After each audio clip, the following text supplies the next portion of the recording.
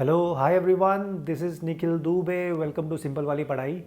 तो इस वीडियो में मैं आप लोगों के साथ डिस्कस करना चाहता हूं कि क्या Himachal Pradesh administrative service prelims का जो एग्ज़ाम हुआ था 26 सितंबर को, क्या वो कैंसिल हो सकता है, क्या वो कैंसिल होगा।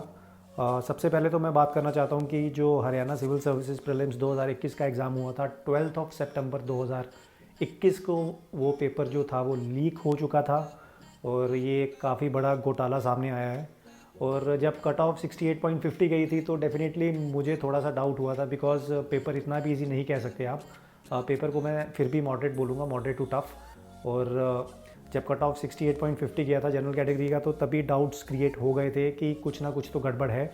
और मतलब जो एजेंसी OMR शीट को चेक करती है, तो कुछ 25 to 30 स्टूडेंट्स थे शायद, तो उन्होंने अपनी ब्लैंक OMR शीट एजेंसी को दे दी। तो उन्होंने उनके करेक्ट आंसर्स फिल करके उसको सबमिट कर दिया और उनका जो प्रीलिम्स है वो क्लियर हो गया। एटलीस्ट 25 to 30 स्टूडेंट्स थे और शायद उन्होंने 10 से 15 लाख रुपए या 20 लाख रुपए लिए होंगे। इसके बारे में मुझे ज़्यादा क्लैरिटी नहीं है, तो इसके ऊपर इन्वेस्टिगेशन चल रही है। और जिन लोगों ने भी ये काम किया है तो उनके खिलाफ आई थिंक स्ट्रिक्ट से स्ट्रिक्ट एक्शन होना चाहिए। और जब कोई कैंडिडेट 1 साल से 2 साल से या 3 साल से प्रिपरेशन कर रहा होता है तो डेफिनेटली यू फील बैड जब इस तरह के इंसिडेंट्स होते हैं। और मोटिवेशन जो है स्टूडेंट्स की वो काफ़ी ज़्यादा डाउन हो जाती है। नेवरदलेस जो ये पेपर है ये कैंसिल हो जाएगा, या फिर वो ऐसा करेंगे कि इसको फिर से कंडक्ट करवाएंगे नेक्स्ट ईयर बाय फरवरी, शायद फरवरी के दूसरे या तीसरे हफ्ते में। और साथ में मैं आपको ये भी बताना चाहता हूँ कि ये भी हो सकता है कि जिन लोगों का मतलब फ्रॉड से ये पेपर क्लियर हुआ था, उनको मेरिट लिस्ट से बाहर निकाल के उन लोगों को लिस्ट में एंट्री दी जाए जो डिज़र्विंग है। बिकॉज अगर आप फिर से प्रीलिम्स करवाओगे तो that would be a very long process. उसके बाद मेंस भी होना है, इंटरव्यू और फाइनल रिज़ल्ट भी आना है, तो ये 1 से 1.5 साल तक खिंच सकता है। तो जो आई थिंक यहाँ तो एग्ज़ाम करना जो बेस्ट पॉसिबिलिटी है वो यही है कि जो एग्ज़ाम है वो नेक्स्ट ईयर होने वाला है फरवरी तक। जो भी डिसीजन होगा वो सामने आ जाएगा। अब बात कर लेते हैं Himachal Pradesh administrative service prelims की। तो सबको पता है कि जिन लोगों का प्रोविजनल आंसर की से 100+ स्कोर बन रहा था, वेदर इट इज़ 101, 102, 103, तो सबको यही एक्सपेक्टेशंस थी कि जो 3 से 4 क्वेश्चंस गलत थे बीच में, तो जब फाइनल आंसर की आएगी तो डेफिनेटली एटलीस्ट 5 to 6 मार्क्स का डिफरेंस आएगा। और मेरे हिसाब से तो जिनका भी 100+ था, ये प्रीलिम्स में काफ़ी ज़्यादा अच्छा स्कोर था। और पेपर इतना भी इजी नहीं था जितना मतलब बोला जा रहा था। आई वुड स्टिल से कि जो पेपर था वो मॉडरेट टू टफ था, और anything above 100+ is a very good score. उसके बाद प्रोविजनल आंसर की आने के बाद जब फाइनल आंसर की आई और फिर रिज़ल्ट भी आ गया था, तो काफ़ी लोगों का एग्ज़ाम क्लियर नहीं हुआ था। कुछ 106 पे रह गए, कुछ 107 पे, कुछ पॉइंट्स में भी डिफरेंस रह गया जिनका क्लियर नहीं हुआ। और कुछ लोग ऐसे भी थे मतलब जिनका 112 या 113 स्कोर था और उनका प्रीलिम्स की जो मेरिट लिस्ट थी उसमें नाम नहीं था। तो ये मैं आपको यही बोलूँगा कि ये आपका तो फेलियर बिल्कुल भी नहीं है, कि क्योंकि किसी को भी उम्मीद नहीं थी कि जो भी क्वेश्चंस चैलेंज किए गए थे उनको कमीशन एक्सेप्ट नहीं करेगा। तो ये काफ़ी ज़्यादा शॉकिंग था। और आंसर की में सारे यही एक्सपेक्ट कर रहे थे कि there would be a difference of 5 to 6 marks, but ultimately I think 1-2 questions को स्क्रैप किया गया था और एक भी एविडेंस जो भी डॉक्यूमेंट्स भेजे गए थे, प्रूफ्स भेजे गए थे, उसको एक्सेप्ट नहीं किया गया। तो मेरे हिसाब से तो ये सबसे कंट्रोवर्शियल एग्ज़ाम लगा मुझे Himachal Pradesh administrative service prelims का, जो 26 सितंबर को हुआ था। सबसे अजीब बात मुझे ये लगी कि किसी भी जो भी एनोनिमस इंस्टीट्यूट्स हैं या फिर चैनल्स हैं यूट्यूब पे जो HPAS से रिलेटेड तैयारी करवाते हैं, किसी ने भी इस चीज़ पे फोकस नहीं किया।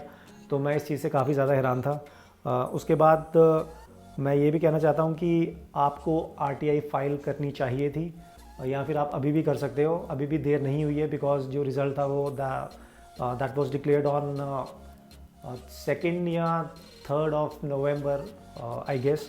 तो जिनका भी 108+ स्कोर था या फिर 109 था, 110 था, और उनका अगर लिस्ट में नाम नहीं है, अगर उनके दोनों पेपर क्लियर थे, तो वो प्रॉपर एविडेंसेस के साथ, डॉक्यूमेंट्स के साथ आई थिंक वो RTI फाइल कर सकते हैं। ये स्ट्रेंज है कि किसी को भी नहीं पता कि उनका जो नाम था वो लिस्ट में क्यों नहीं है।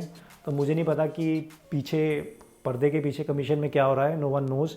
उसके बाद अगर आपका प्रीलिम्स क्लियर नहीं हुआ तो मैं आपसे ये पूछना चाहता हूँ कि एक क्वेश्चन अपने आप से हॉनेस्टली पूछना कि अगर मेरा प्रीलिम्स क्लियर हो जाता तो क्या मेरी सफिशिएंट प्रिपरेशन थी मेंस की। अगर तो आंसर येस है then that's well and good. अगर आंसर नहीं है तो मैं आपको यही बोलूँगा कि अभी आपके पास गोल्डन अपॉर्चुनिटी है ऑप्शनल पे फोकस करने के लिए, मेंस आंसर राइटिंग पे फोकस करने के लिए, और साथ में हिंदी कंपलसरी हिंदी पेपर पे फोकस करने के लिए।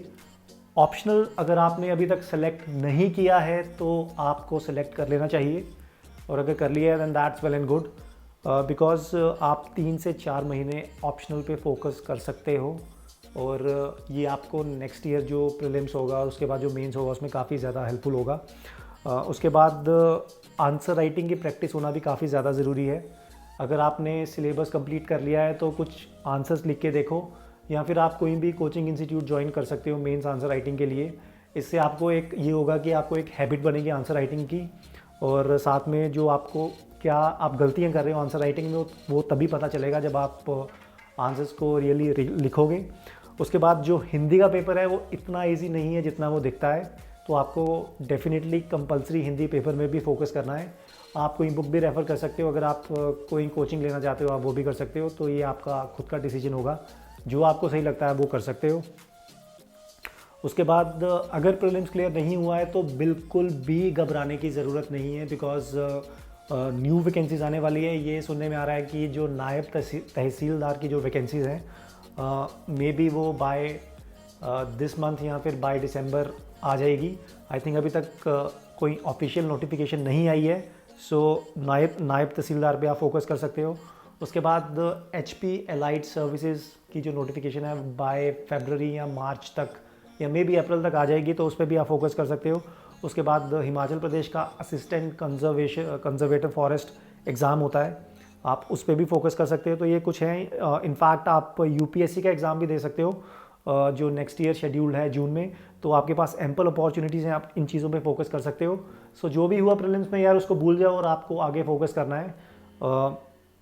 उसके बाद अगर कैंसिलेशन की प्रीलिम्स की मैं बात करूं तो ये डिपेंड करता है कि अगर किसी कैंडिडेट है जिसका 108 प्लस स्कोर है, मतलब उसके दोनों पेपर्स क्लियर हैं, और अगर उसका नाम लिस्ट में नहीं है तो वो प्रॉपर डॉक्यूमेंट्स के साथ आई थिंक कोर्ट में कोई भी पिटीशन फाइल कर सकता है, केस फाइल कर सकता है अगेंस्ट द जो भी कमीशन है कि उसका जो नाम है वो लिस्ट में नहीं है। या फिर ये हो सकता है कि अगर वो केस फाइल करता है कि स्टे के लिए, कैंसिलेशन के लिए, तब जो है वो एग्ज़ाम कैंसिल हो सकता है या फिर वो मेंस पोस्टपोन हो सकता है। और सबसे बड़ा क्वेश्चन तो यही था कि जो चैलेंज क्वेश्चंस थे उनको एंटरटेन नहीं किया गया। सो ये काफ़ी बड़ा क्वेश्चन मार्क था जिसका आंसर किसी के पास भी नहीं है।